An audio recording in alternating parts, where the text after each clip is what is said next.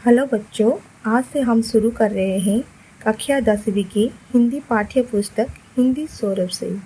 हिंदी सौरभ को दो भागों में बांटा गया है। पहला पद्य विभाग और दूसरा गद्य विभाग। आज हम पद्य विभाग से शुरू करेंगे। पहला पद्य का नाम है अनमोल बाणी। अनमोल बाणी का अर्थ है ऐसे वचन जिसका कोई मोल नहीं है। इस अनमोल बाणी में 4 कवियों के दोहे शामिल किए गए हैं। इन दोहे के 2 पंक्ति में जीवन के बड़े बड़े रहस्य के बारे में बताया जाता है। इनमें पहले कबीरदास के दोहे हैं। शुरू करते हैं कबीरदास के दोहे। दोहे पढ़ने से पहले हम कबीर के बारे में जान लेते हैं। ये संत कबीरदास हैं।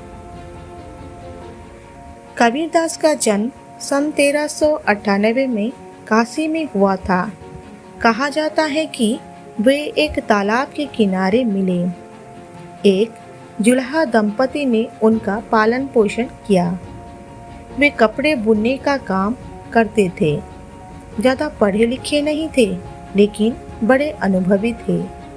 बुद्धि विवेक से काम लेते थे। बहुत बातें जानते थे। वे सभी धर्मों को बराबर मानते थे। वे ईश्वर के निगुण और निराकार रूप को मानते थे। निराकार का अर्थ है किसी जिसका आकार नहीं है। उस समय धर्म और समाज में बड़ी गड़बड़ी थी। कबीर ने अपनी वाणी से उसे दूर करने का प्रयास किया। लोगों में जाति पाति, ऊंच नीच का भेदभाव था। विभिन्न धर्मों के अनुयायी आपस में झगड़ते थे। बाह्य आडंबर, अंधविश्वास फैल गया था। कबीर जाति भेद, मूर्ति पूजा, बाहरी आडंबर आदि का घोर विरोध करते थे। वो कहते थे कि सब मनुष्य बराबर है। वे बाहरी धार्मिक कर्मकांड की अपेक्षा भक्ति भाव पर बल देते थे।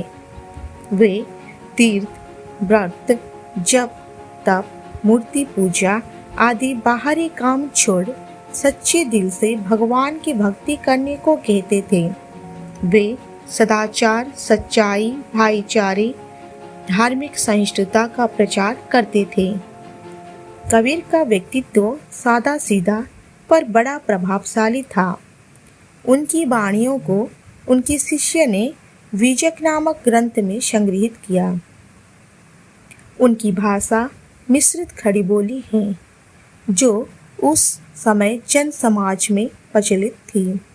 वे अपने गुरु रमानंद स्वामी का बड़ा आदर करते थे। धन्यवाद।